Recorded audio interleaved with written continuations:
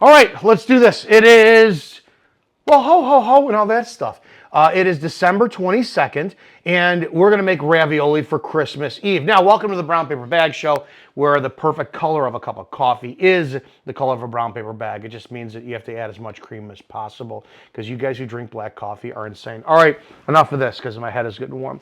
Homemade ravioli and the purpose of it for Christmas Eve. Now, this was a staple for my youth growing up for Thanksgiving. Now, I'm Italian American, and the turkey, it was, if anything, it was just an afterthought. And we actually got to the point in the 80s where we were eating Cornish hens. Or we weren't even eating them. Cornish hens, like a Cornish hen was on the table because nobody ate the fucking turkey. So ever since I was a kid, and I can remember, and I could eat solid foods, homemade ravioli was the staple of Thanksgiving. The reason that I'm making it for Christmas Eve is because it's a family fucking drama. My sister took over Thanksgiving since my mother died. It's my holiday. It's always been my holiday, but apparently, even though I'm the fucking oldest brother, I don't get what I want. All this bullshit.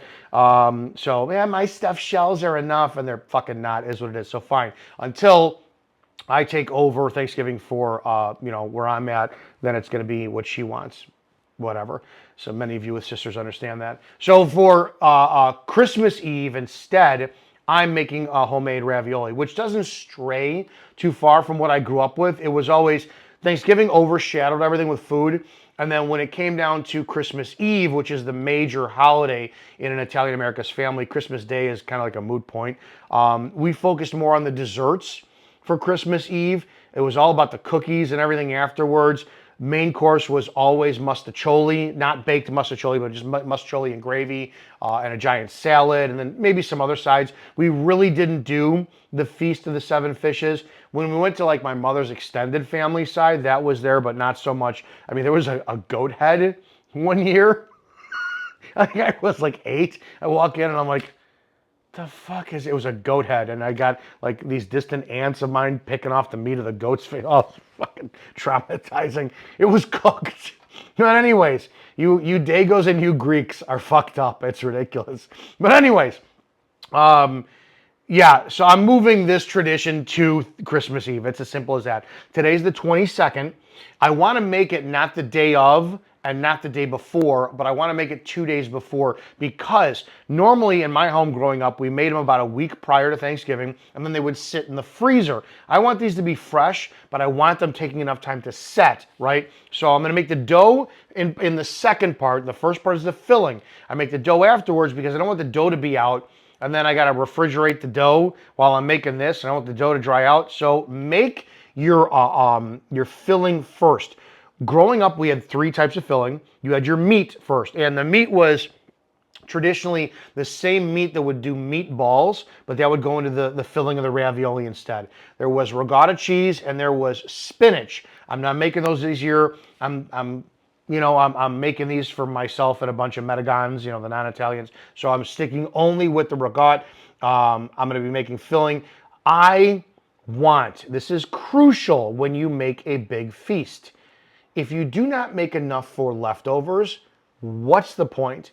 And considering the fact I only get these once a year, there's only 2 things I look forward to every year, and that's homemade ravioli, which I haven't had in about 5 or 6 fucking years. And my sister not my other sister, the good sister, who makes the blueberry pie, who made me for Thanksgiving this year my entire own blueberry pie. So thank you, Ro. I needed that one bad. All right. So for this, I'm making this to taste. Now, this is not from my mother's recipe. I'm actually going off what my sister and I have determined would make the best filling. Ricotta cheese, salt, garlic salt. I've got 2 bricks, one of Parmesan and one of Romano, like this. Believe it or not, for those who are crucial, I still do use the shaker cup 100%. I've always used it. I like it. A lot of you are like condemning it. Whatever, dudes. Garlic powder, onion powder, oregano, and pepper, if I didn't say pepper. Now, when it comes to the dough, my mother always made the dough in a processor. I'm not going to be making it in a food processor. I'm going to be folding the dough and rolling it out.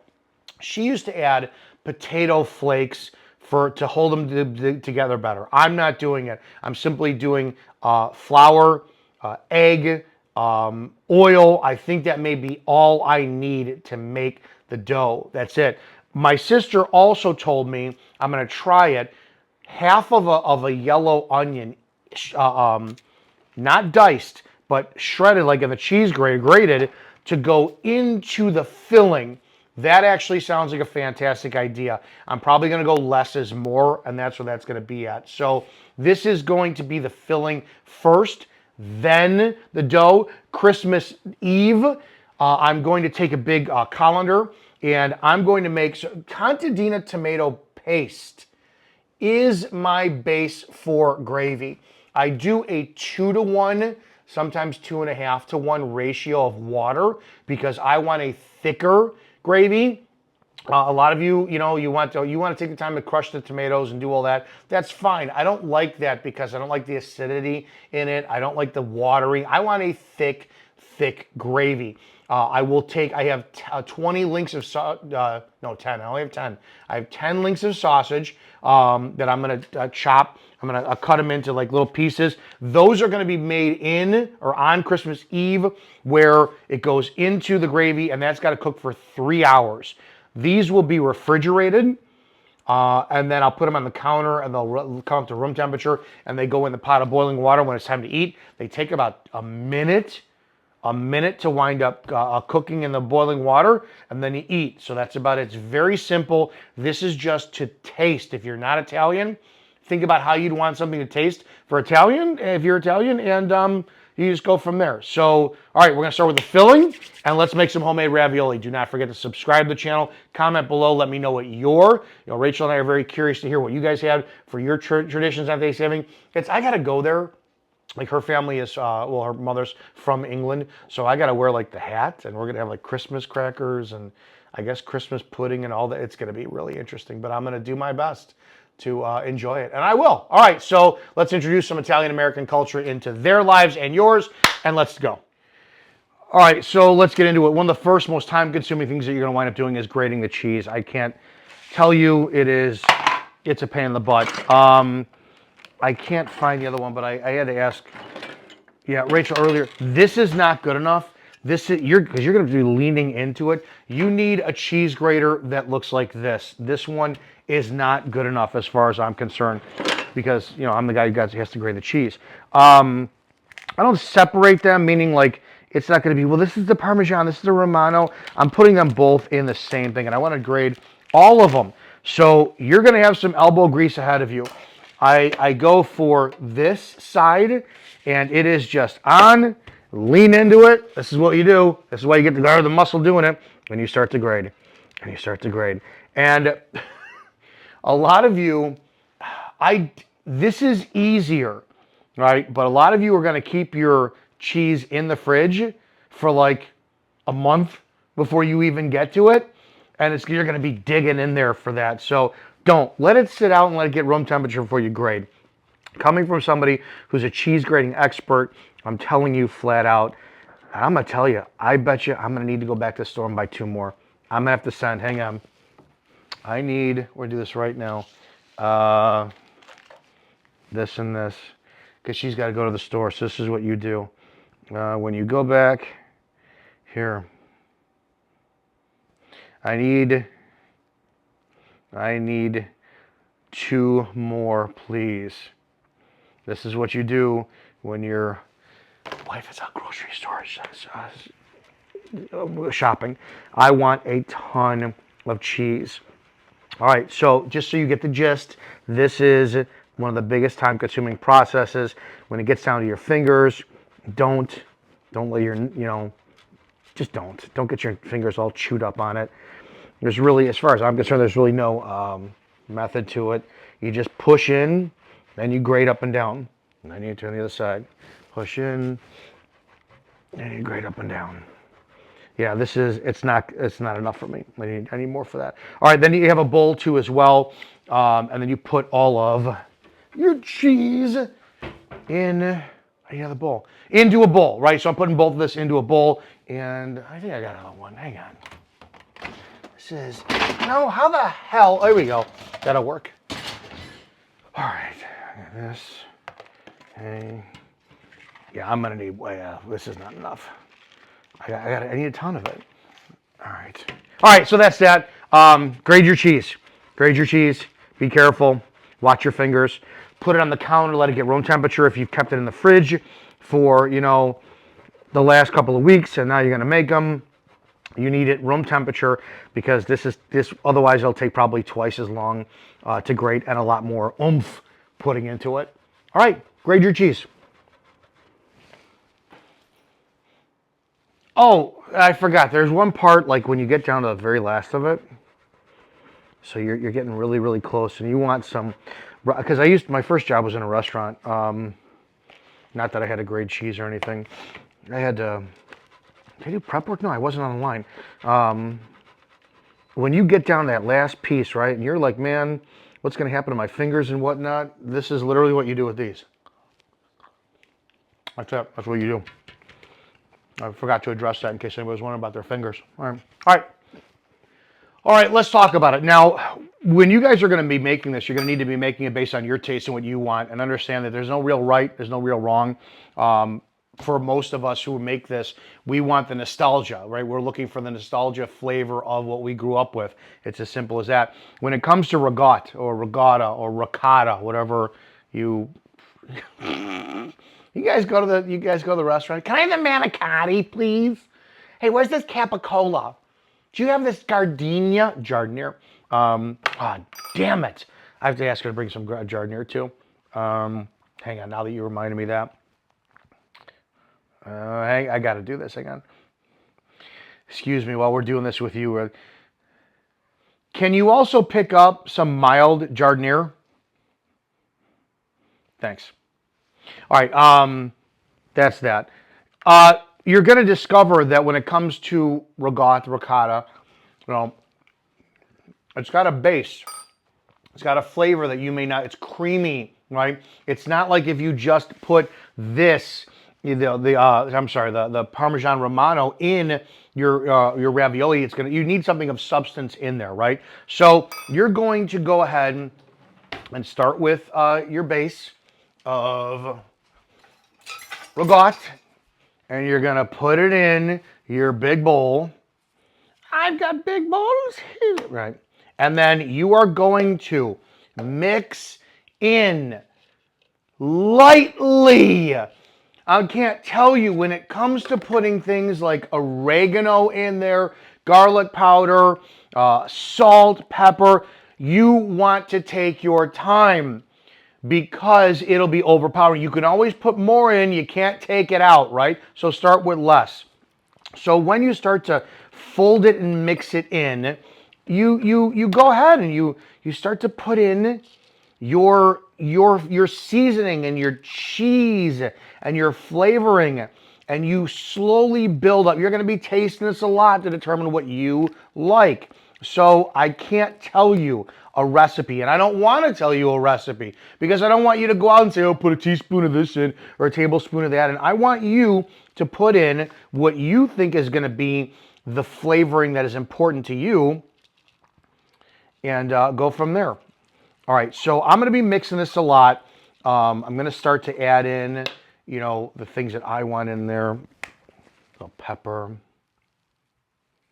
Pepper brings out flavor. And I've got to start base slow and build up, right? So this is my oregano. We're talking very, very, very conservative. Conservative. And we can always add in more later. That was onion powder, garlic powder, conservative.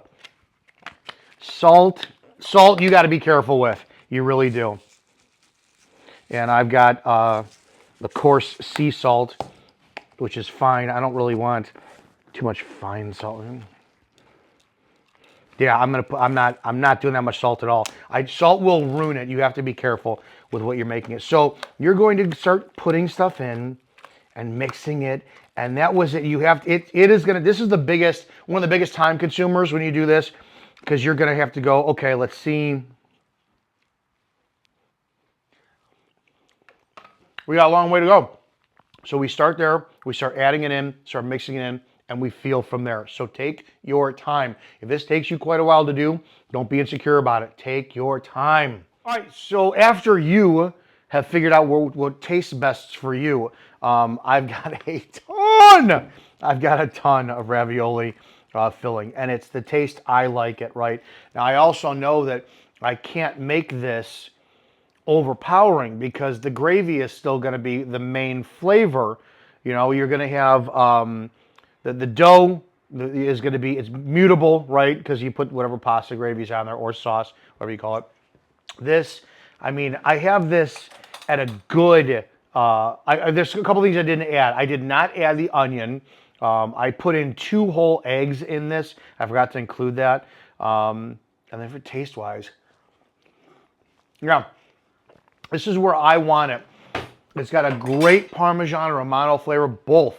The entire shred of those two triangles of cheese went in here.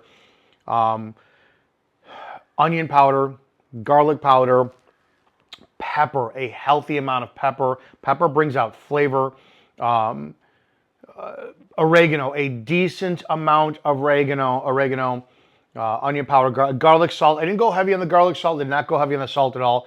You get too much, all of a sudden you'll start burning your tongue because you get overwhelming with salt. Now we have to make the dough. A lot of people will do eggs, flour, olive oil, extra virgin olive oil, and then salt. I'm going a different route. I want these to be richer. So I'm going to use no olive oil, eggs instead. I'm using 2 cups to start this. For every 2 cups of flour, I'm going to have 6 egg yolks, 1 whole egg yolk, and a half teaspoon of salt. So for those who don't know how to crack, to get the egg yolks out, crack it on the counter, open the egg, and then just separate. You separate the yolk until it comes out. And then that's going to be my lunch in a minute or two. Excuse me. You're going to see too, couple different things I've noticed over the years. Has anybody else noticed that it's almost harder to crack eggs? Eggshells used to be so damn easy to crack. They're denser. Maybe it's just where I'm at. And butter.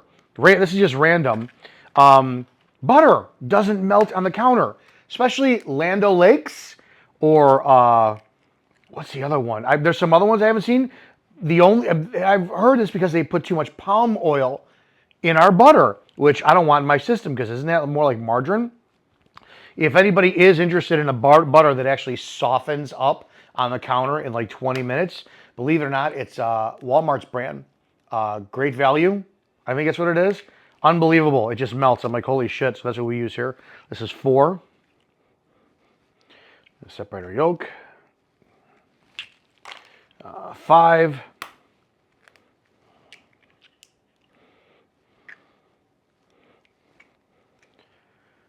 All right, 1 more for 6. This is going to be a much more rich, what do you call it? What it states, and I don't know the chemistry of it, and 1 whole egg. It states that when you do it like this instead of the oil, the dough will stretch paper thin. Yes, I just did that. I do it all the time. Why would I waste time going to the garbage when I'm the only one who eats eggs anyways, and it's going to get thrown out when I throw it out? I do that all the time. Don't fucking judge. So this will be my snack later on. Put this over here. When it comes to the flour for the dough, you need it to stretch, right? You need it to be almost, not paper thin, because we like hearty ravioli. So you want it so that it's going to be, you can roll it out without tearing, and a lot of it is going to cause rust. I use just regular all-purpose flour. I'm not endorsing this brand, or not condemning it at all. Just is what it is. Counter's clean, clearly. I want 2 cups of flour.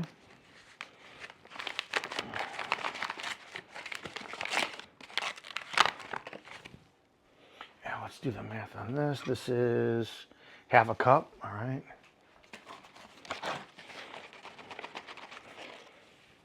One.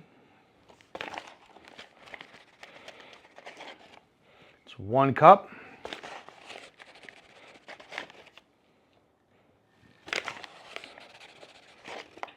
Two cup. Now what I'm going to do is I'm going to make a reservoir, right? Because I got to make this on the counter. That's going to be a lot. All right. I'm going to get out my salt too. Taking my mixture. I'm pouring it right in there. Well, with the amount of raviolis I made, I'm going to have to do this a few times. And then we're just going to start mixing it in. I would use a fork, but at this point, you know, I got to get it all over. I need to get salt. And just regular iodized table salt, half a teaspoon. And let's do this.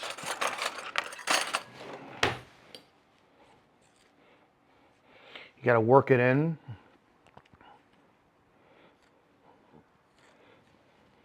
This is a process. It gets to a point where then you got to get in there with your hands. I am no Italian grandmother, so this is going to be a process, right?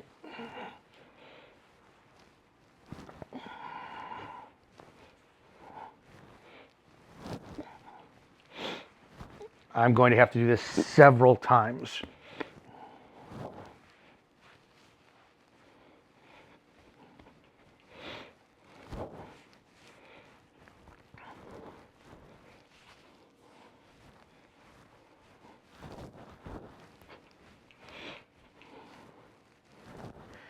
All right, this is the start of this. I'm going to be working this for several minutes, and then we're going to come back with the magic of editing and, well, afterwards. And you're going to see this is going to take a lot, 10 minutes or so of time to start getting it done the right way. So, all right, we'll be back on this one, and I'll show you the finished result.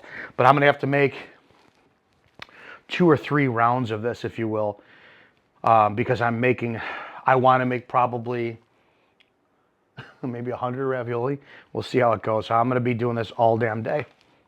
All right, if you get frustrated over this at home, especially with the way I did it with no oil and eggs, you're going to have to add in, I added in a little bit of water as I went to make it more doughy because it wasn't forming, right? And now, I'm not a fan of this roller. I like the other rollers, and Rachel's out getting me another one because she's awesome. I'm going to start, I don't want to work this too much, but I want to start getting some shape out of it, right? So now we're cooking with gas a little bit because now it's able to roll out, right? It's going to be able to roll out. All right, let's roll this out. Okay, so now what I'm going to do is I'm going to take some pieces. I got to flour the shit out of all this. Okay, I'm going to give you a trick, too, for those who are at home. It's going to be one of your best friends on this. I'm taking a piece. That's what I want for right now. Okay, I'm putting this off to the side. I need to see how my work is going to come out, right? So I want to start stretching this out. I want to see the consistency of the dough because it'll give me an idea how much do I actually have to make as I go on. How much flour. You're going to be flouring the shit out of everywhere. So, yeah. You want your dough, your ravioli dough.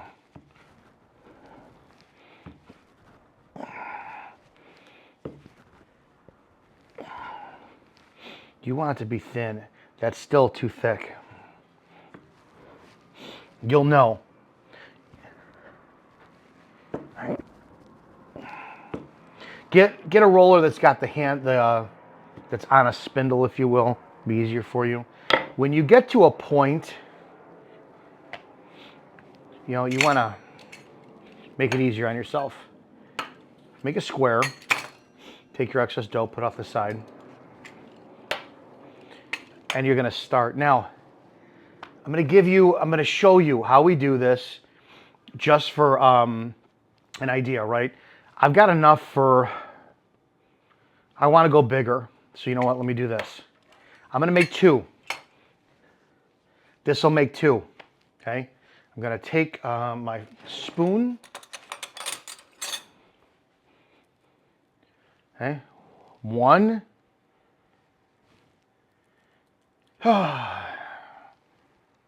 2. I'm gonna make a little bit more of that. That's a little selfish. It's Christmas, man. Now that's gonna be it, right? It's like, okay, well, what do you do now? You take it, fold it over. Okay, this is the part. I know where that's at. Pizza cutter, right down the middle. Take a new fork. Fork goes in the flour. All right, you got floured up, and you crimp the sides. Okay, 1. Oh, it's gotta be floured good. You gotta flour them. You crimp the sides.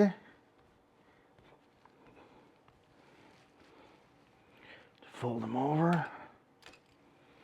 Yeah. Sometimes the insides will come out a little bit. You don't care about that. Look. It's a ravioli. That's what you do. It's really simple. The biggest pain in the butt is going to be the flour, the dough, right? You make it how you want. I'm going to be making several different ones. I've got a lot of work to do. I'm going to be here for the next several hours. And then what you do is you get a tray, wax paper or parchment paper on there, flour it up, roll them, light them up, and then, so basically, I'm using this.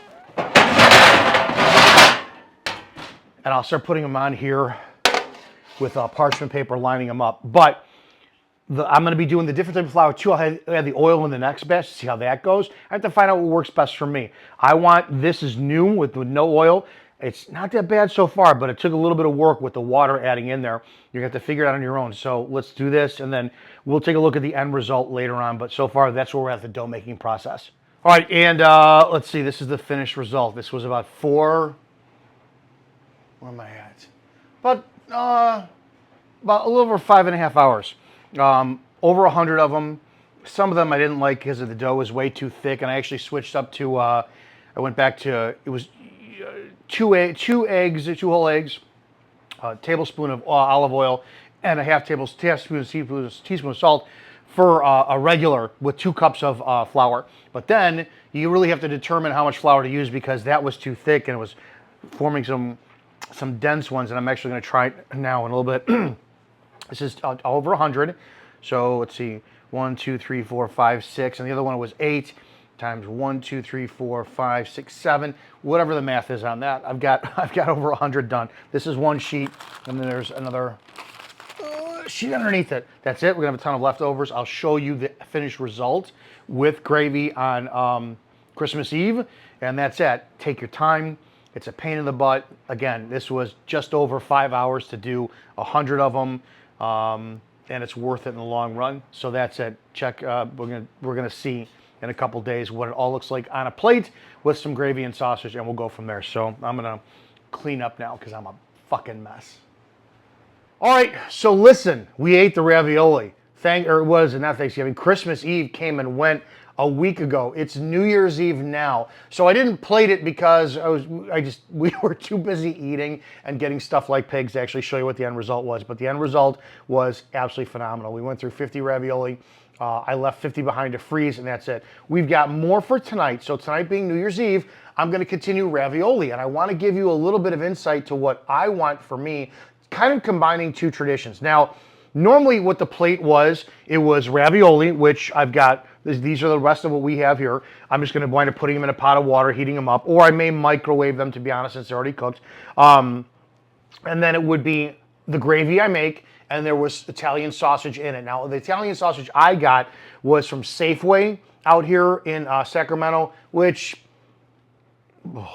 is what it is. I ate it. I'm going to be biased because it's what I grew up on. I grew up, believe it or not, the best Italian sausage I have ever had. It's not Caputo's. It's not Valley Produce out in Chicago. It's not Tony's. It is Jewel. I'm not kidding you. Jewel brand Italian sausage, both hot and mild, we always go for the mild, is the best tasting Italian sausage I've ever had. I always stick with it. That's it. When it comes to the gravy, now here's the deal. I'm not going to give you my recipe, but I'm going to tell you what's in it. It's contadina tomato paste. I do a 2-to-1 ratio, two water for 1 can of tomato paste. Onion powder, garlic powder, a little bit, only a little bit of garlic salt. You have to be very careful with the oregano and salt, little bit of salt, and then pepper for the flavor. But believe it or not, one of the key components is shredded or grated Parmesan Romano cheese. And yes, it's in the shaker cup. I'm not kidding. Listen, if you want to go out and spend money on the bricks of cheese and it's fresh, you can. This has always been the GOAT as far as I'm concerned. I know a lot of people who are, you're not a real Italian if you don't, vaffanculo. It's really good. I use it anyways and it brings out the flavor. If you do meatless, you'll have one flavor. Also garlic. I also put garlic in there. No, I do not do the Pauly's very good system with the razor blade. I smash it up. I chop it up. I put the cloves in. Olive oil, 1 clove, where it gets browned and before it burns, and that's it. The meat changes the flavor as well, too. If you add Italian sausage, you'll get one flavor. You add Italian sausage and neck bones, you'll get a flavor that's enhanced as well, too. I grew up with Italian sausage and neck bones, no meatballs, and that was the flavor. So we don't do neck bones anymore. I just don't know why. I don't eat them, and it is what it is. So, but today, New Year's Eve, to kind of like, to bookend the ravioli tradition, I'm going a different direction. Now, for my youth growing up, it was always raviolis were on Thanksgiving, and I told you this year was my sister was being an ass about it. So this my tradition Christmas Eve, but on Christmas Eve growing up, my mother always made, and it's two I think they're two separate things, but they both have the same terms: bouillabaisse or zuppa de pêche, right? And one is French and one is Italian. It's in a red sauce, crab legs, shrimp, clams in the shell, mussels in the shell, scallions, every type of fish. Cod would be in there, and there would be, excuse me, there would be a fettuccine base, and that would be it. So you got a mixture of linguine with clams, but at the same time it was a heavy red sauce soup. But that's a $500 minimum fish dinner if you're going to make that. So I want to make that, but I also want the ravioli. So considering the fact that the ravioli is only a cheese base, what I'm doing tonight is I'm going to make gravy with, instead of sausage in it, fish in it. I'm going to put shrimp. I'm going to put mussels, crab meat, and I'm going to put a snow crab. Now, granted, this is imitation crab meat. I don't care. I'm going to put that in the gravy, and you can, considering the fact this is a meatless, it's only cheese. There's no difference between if you go to an Italian restaurant and you get like a seafood ravioli or a crab ravioli. The only difference is the crab is going to be in the sauce, the gravy, the sauce, and on top of the ravioli. So that's it. I'm going to plate it. I'm going to make it. I'm going to get you guys to see it in a little bit. What's important is you find the flavor of the gravy you like. I do not put sugar in it. I don't put an onion in the gravy. I don't put a carrot in there to get the acidity out. It's just the flavors that I had growing up as a kid, and I've got that. So we've got a big dinner tonight. I'm cooking New York strip. I already got a no-bake banana cream cheesecake in the fridge that's finished. You can click on, I'll put a link in the description for the video that I did for that. It's on a very, very, very easy dessert to make. 5 fucking pounds of dessert. And we're gonna go for there. But to close this video out, I wanna bring two traditions together, which was the zuppa de pêche we had as a kid and the ravioli. I want them in one big dish now. And it's gonna be cost efficient, so we're gonna eat like kings and be fat, bloated pigs and love it every step of the way as we bring 2026 in. All right, so I'll see you in a few minutes when we close this out. And finished, here's what it looks like. Honestly, I was really worried that adding seafood would change the flavor of the gravy, and it didn't. So here we have a massive plate of ravioli with a gravy that is based, has a seafood-based gravy. So we're gonna, and you have to have a piece of homemade bread with that. Cheese is on top of it. There it is, guys. Make sure you subscribe to the channel, like, comment below, let me know what you think. Tell us what you want to see Rachel bake. We're going to get her off her ass to bake some shit soon. And that's it. Brown Paper Bag Show, where the best color of a cup of coffee, no, the best cup of coffee is the color of a brown paper bag. All right, guys, go eat your ravioli. Later.